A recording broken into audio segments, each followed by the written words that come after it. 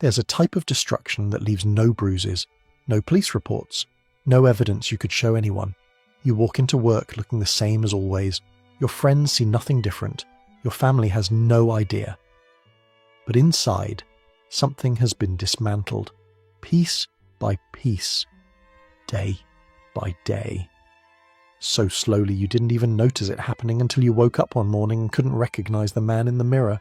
I'm talking about psychological violence, the kind that never raises its voice, never throws a punch, never gives you a clear moment where you can say, that's when it happened. It's subtler than that. It's a tone of voice, a facial expression held half a second too long. A pause before answering, a sigh that says everything without saying anything. It's the slow, systematic erosion of a man's sense of self, conducted so quietly that he doesn't even know he's under attack. Today we're going to talk about how men are psychologically broken without being touched, how it happens, why it works, why men don't notice until it's too late, and what's actually going on beneath the surface of relationships that look perfectly normal from the outside but are silently destroying the man inside them. Let me start with something most men will never admit. Your sense of who you are, your confidence, your drive, your belief in yourself, is heavily influenced by how your woman perceives you. I know, you're supposed to be internally validated. You're supposed to derive your worth from within. You're supposed to be unshakable, grounded in your own evaluation of yourself regardless of what anyone else thinks. And in theory, that's true. But in practice, for most men, the woman in their life functions as a mirror, and what they see reflected back shapes how they see themselves. When she looks at you with admiration, you feel capable. When she laughs at your jokes, you feel funny. When she responds to you with desire, you feel desirable. When she trusts your decisions, you feel competent. Her perception becomes data that feeds your self-image. This isn't weakness. It's how intimate relationships work. You're bonded. You're connected. Her view of you matters because she matters. But here's where it gets dangerous. If her admiration can build you up, her contempt can tear you down. And this is exactly what happens in relationships where a man is being psychologically dismantled. The admiration that existed at the beginning, the way she looked at you, laughed at your jokes, hung on your words, it starts to fade. Not dramatically, not suddenly, just gradually. And in its place comes something else. Neutrality, disinterest, and eventually barely concealed contempt. The shift is so gradual that you don't notice it happening. One day she thinks you're amazing. The next day she thinks you're fine. The next month she thinks you're tolerable. The next year she wonders why she's settled. And you're absorbing all of this through 1,000 tiny signals that never quite rise to the level of problem. There's no fight, no accusation, just a slow drift from warmth to coldness that rewrites your internal operating system without your permission. Let me describe what these signals actually look like, because this is where men get confused. They're waiting for something obvious, something they can point to and say, that's unacceptable. But the destruction doesn't come from obvious things. It comes from micro-disrespect, the accumulation of tiny moments that individually mean nothing but collectively devastate. It's the eye roll when you share an idea. It's the sigh before she answers your question. It's the way she looks at her phone while you're talking. It's the half-second delay before she responds, just long enough to communicate that your words aren't urgent. It's the joke at your expense in front of friends that everyone laughs at but leaves you feeling small. It's the correction of minor details in your stories, as if accuracy matters more than your dignity. It's the lack of enthusiasm when you accomplish something. It's the way she says, okay, flat, disengaged, barely acknowledging you spoke. None of these are crimes.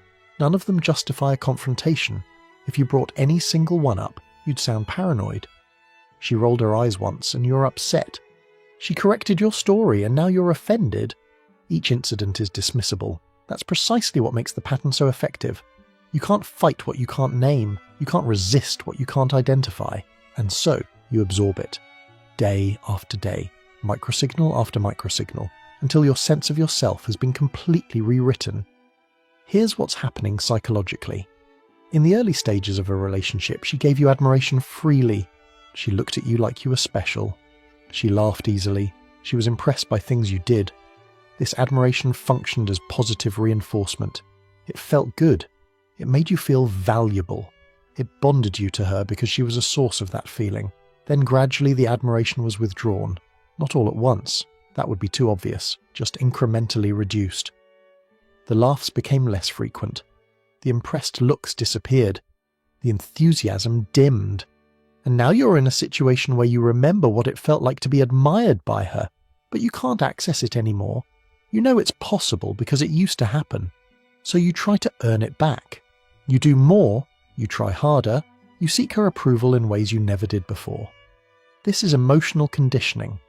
The early admiration created dependency. The withdrawal of admiration created hunger. And now you're in a loop, working to restore something that she controls completely. She became the gatekeeper of your self-worth, without you ever agreeing to give her that power. And every time she withholds approval, you feel the deficit. Every time she grants a small amount, you feel relief. You're being trained like a lab rat pressing a lever for pellets that come less and less frequently. And here's the cruel part. The harder you try to earn her approval, the less attractive you become. Because the trying itself communicates that you've accepted a lower position. You're no longer the man she admired, you're the man seeking her admiration. The dynamic has flipped. You went from someone she looked up to into someone who looks up to her, and that inversion kills whatever attraction remained. This is what I call the collapse of masculine polarity. In the beginning, there was a natural dynamic. You led, she followed. You were grounded, she was drawn to that groundedness. You had a frame, and she existed within it. That's polarity. That's what creates attraction. But when respect disappears, polarity disappears with it. You become reactive instead of proactive, anxious instead of calm, approval-seeking instead of self-assured. The very qualities that made her want you in the first place have been systematically stripped away, not by anything you did, but by how her treatment of you rewired your psychology. Let me talk about something that happens deep inside a man during this process. He starts to adopt her evaluation as truth. This is critical to understand. When someone you love, someone you're bonded to, consistently treats you as if you're mediocre, your brain starts to believe it. Not because you've examined the evidence and concluded she's right, but because her perception starts to feel like reality. You stop asking, "Who am I?" and start asking, "How do I look in her eyes?" Your self-image becomes a function of her judgment. If she seems disappointed, you feel disappointing. If she seems unimpressed, you feel unimpressive. If she seems to tolerate you rather than want you, you feel tolerable at best. Her internal state becomes your internal state, reflected through the bond you share, and since her internal state toward you has been trending negative for months or years, your internal state about yourself follows. This is how a man can have a successful career, good health, loyal friends, money in the bank, all the external markers of competence, and still feel worthless. Because his primary measure of self has become one person's view, and that person has decided he's not enough. The external evidence doesn't matter. He feels what she projects, and what she projects is disappointment. Let me address something men confuse constantly: the difference between love and evaluation. In a healthy relationship, your partner loves you, accepts you, is on your team. Yes, they see your flaws. Yes, they might wish some things were different, but fundamentally, they're with you, not assessing whether to be with you. In the dynamic I'm describing, love has been replaced by constant evaluation. The man feels perpetually assessed, judged, ranked against some standard he can never quite reach. The relationship isn't a partnership, it's an ongoing audit, and he's always coming up short. He lives with the sense that his position is conditional, that he's on probation, that any moment the verdict could come in and he could be found wanting. This destroys a man in ways that are hard to articulate. Because you can't relax in your own relationship. You can't feel secure in your own home. You're always performing, always trying to prove something, always aware that you're being watched and measured. The person who should be your safe harbour has become your most demanding critic. And you've internalized the criticism so deeply that you don't even question whether it's fair. You just assume it must be accurate because why else would she feel this way? Here's what happens to a man's life when this sets in. His initiative collapses. Think about what initiative requires. It requires believing that your efforts will lead to positive outcomes. It requires confidence that your judgment is sound enough to take risks. It requires a fundamental sense that you're capable, competent, worthy of success. When a man has been psychologically broken, when he's internalized a view of himself as mediocre, disappointing, not enough, that foundation crumbles. Why take risks when you'll probably fail? Why pursue ambitions when you don't deserve success? Why lead when your judgment clearly can't be trusted? The beliefs that underpin action have been corrupted, and so action stops. This is why you see men who were once driven become passive, men who were once creative become stuck, men who once led become followers. It's not laziness, it's learned helplessness. They've been trained through thousands of micro-interactions to believe that they're not capable. And people don't take initiative from a place of incapacity. They retreat, they shrink, they stop trying. Not because they chose to give up, but because their psychology was systematically reprogrammed to expect failure. Let me contrast something important. How a man is treated in public versus how he's treated at home. Because often these are completely different, and the contrast itself is part of the damage. In public he might have status, a title at work, respect from colleagues, authority in his field. People listen when he speaks. His opinions matter. He's treated as competent, capable, someone worth taking seriously. He walks through the world receiving signals that he has value. Then he comes home, and everything inverts. The respect disappears, the authority dissolves. The tone shifts from deference to tolerance at best, contempt at worst. The same man who commanded a meeting is now being dismissed over how he loaded the dishwasher. The same man whose expertise people pay for is now being corrected on trivial details by someone who communicates, in every gesture, that he's not impressive. This whiplash is disorienting, but more than that, it attacks the deeper reality. Because at some level, a man knows that the public version is performance. Titles can be given and taken. Professional respect is transactional. But home, the place where you're supposed to be known truly, loved unconditionally, that feels like the real measure. And if the measure at home says you're worthless, the public success starts to feel hollow. A costume you wear, not who you really are. The humiliation isn't loud, it's intimate, it's casual. It happens in the quiet moments that no one else sees, and that's precisely why it's so damaging. Public humiliation, at least, creates witnesses, sympathy, a clear villain. Private humiliation creates only doubt. Maybe I'm overreacting. Maybe she's right. Maybe I really am the problem. Let me explain why men don't notice this is happening until it's too late. The answer is simple. There's no single dramatic event. No line that gets crossed so clearly that response is mandatory. It's all gradual, all incremental, all deniable. The human brain is terrible at detecting slow change. We're built for immediate threats. The tiger in the grass, the cliff edge approaching. We notice sudden shifts. But when something changes 1% per week, 52% per year, we adapt without realizing we're adapting. Each day looks basically like the day before. It's only when you zoom out to years that the transformation becomes visible. This is exactly how psychological violence works. Each individual incident is absorbable. She was just tired. She's stressed from work. It's not a big deal. And so you absorb it. And the next one. And the next. You adapt to a slightly lower baseline of treatment, then you adapt again. And again. Your tolerance keeps adjusting downward while you tell yourself nothing significant is changing. By the time you realize something is deeply wrong, your self-image has already been rewritten. The man you were 5 years ago has been replaced by the man you are now, and you can't quite remember how it happened. There was no decision point, no moment of clarity, just a slow fade from confident to broken, with each step feeling like normal life. I want to address a myth that enables all of this. The myth that it's just words, or it's just tone, or it's just a look. Men are told to brush these things off. Don't be so sensitive. It's not like she hit you. Sticks and stones and all that. But this is catastrophically wrong. Psychological violence doesn't require aggression. It requires withdrawn respect. It requires the consistent communication through 1,000 small signals that you are not valued, that you're not enough, that your presence is tolerated rather than desired. These communications don't need to be loud. They don't need to be explicit. They just need to be persistent. A man can survive being yelled at. He can recover from a fight. He can even endure occasional cruelty if it's followed by repair. But he cannot survive years of ambient contempt, of casual dismissal, of being made to feel in ways that never rise to the level of obvious abuse that he is disappointing simply by existing. That's the weapon. Not words themselves, but what words communicate. Not tone itself, but what tone conveys.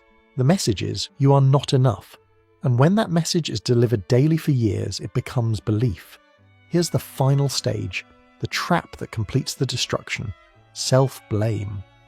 The man concludes that the problem is him alone. He doesn't recognize the relational dynamic. He doesn't see the systematic erosion that occurred. He just knows he feels worthless, and he assumes that feeling must be accurate. I must be flawed. I must be weak. I must be insufficient. He diagnoses himself as broken without ever identifying what broke him. This is the perfect endpoint for psychological violence. The victim becomes his own prison guard. He no longer needs her contempt to feel bad about himself. He's internalized it. He delivers the contempt to himself now, in her voice, with her judgment, but running entirely on automatic inside his own head. The abuse has become self-sustaining. She could leave tomorrow and he'd still hear her disappointment. She could die and he'd still feel her judgment.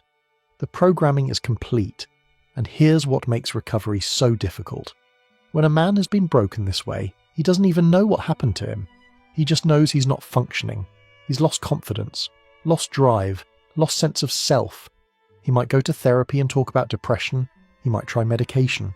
He might read self-help books about motivation. But none of these address the actual cause, because the cause isn't inside him.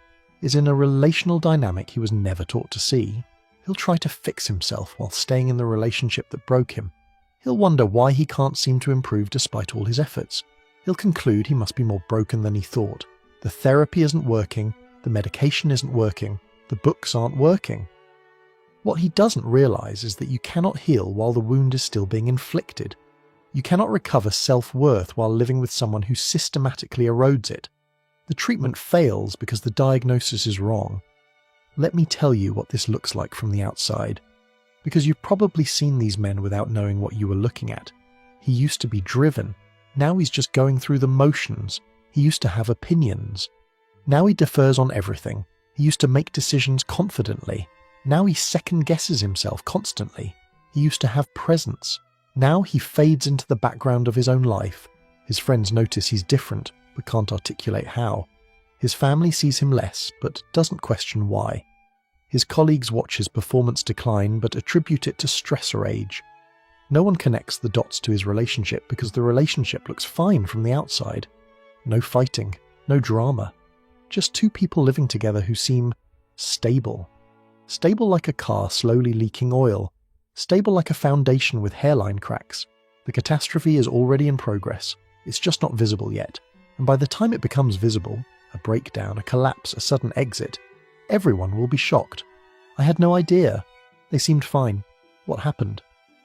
What happened is that a man was disassembled over years, piece by piece, signal by signal, until there was nothing left but the shell, and the person responsible will express concern.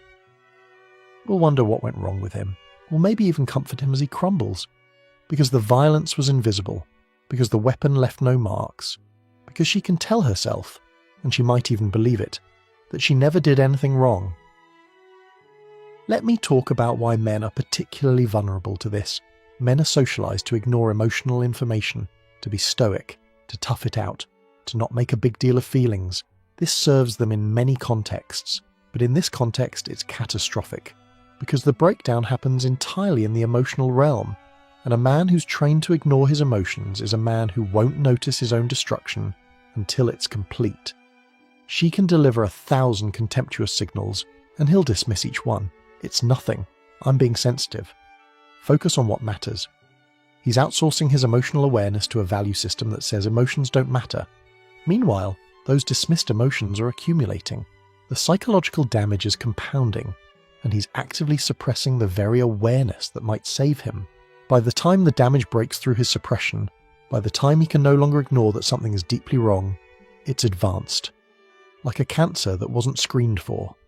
By the time symptoms appear, it's metastasized. The man who finally admits, "I feel broken," is usually describing a state that's been building for years. He just didn't let himself notice until it became undeniable. Let me give you a framework for understanding what's happened if you recognize yourself in any of this. It's not that you're weak. It's not that you're inherently flawed. It's that you were subjected to a systematic campaign of psychological erosion by someone who controlled your primary source of intimate validation. The decline wasn't your failure. It was an induced condition. This reframe matters. Because as long as you blame yourself entirely, you can't address the actual cause. You'll keep trying to fix something internal while the external assault continues. You'll keep wondering why self-improvement doesn't work while living with someone who undoes every improvement through ambient contempt. The first step to recovery is recognition, seeing the pattern, understanding that what you've been absorbing wasn't just normal relationship friction. It was destruction dressed as mundane unhappiness. It was violence that never raised its voice. Once you see it, you can name it. Once you name it, you can start to choose how to respond, and the response usually has to involve separation. I know men don't want to hear this. They want a fix that keeps the relationship intact. They want to believe that if they just explain things correctly, she'll change. But psychological violence, like physical violence, doesn't stop because you ask nicely. It stops when you remove yourself from the situation, or when the situation changes so fundamentally that the dynamic is destroyed. You cannot negotiate your way to respect with someone who's lost respect for you. You cannot communicate your way to admiration with someone who views you with contempt. The feelings aren't intellectual positions that can be debated. They're emotional realities that exist regardless of your arguments. And as long as you stay, trying to convince her to feel differently, you're proving you don't have the self-respect to leave, which only deepens her contempt. The paradox is brutal. Leaving might be the only thing that earns her respect, but by the time you've been broken down enough to need that respect, you often don't have the psychological resources to leave. The trap is nearly perfect. The abuse destroys the capacity to escape the abuse. So, what do? First, you get external perspective. Talk to friends. Talk to a therapist, but one who understands relational dynamics, not one who will just medicate your symptoms. Talk to men who've been through this. Get outside the bubble of the relationship where her reality has become the only reality. You need other mirrors, other sources of reflection. Because the mirror she's providing is distorted, and you've been staring into it so long you think it's accurate. Second, you rebuild alternative sources of self-worth. This is why I constantly emphasize having a life outside the relationship. Career, fitness, friendships, purpose. These aren't just good for you generically. They're protection against exactly this situation. When your self-worth has multiple foundations, one person's contempt can't collapse the entire structure. When your identity is diversified, one failing asset doesn't bankrupt you. Third, you start testing boundaries. You say no to things you've been accepting.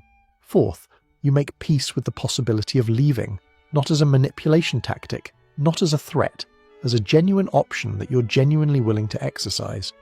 Because boundaries without willingness to enforce them are just suggestions, and suggestions get ignored.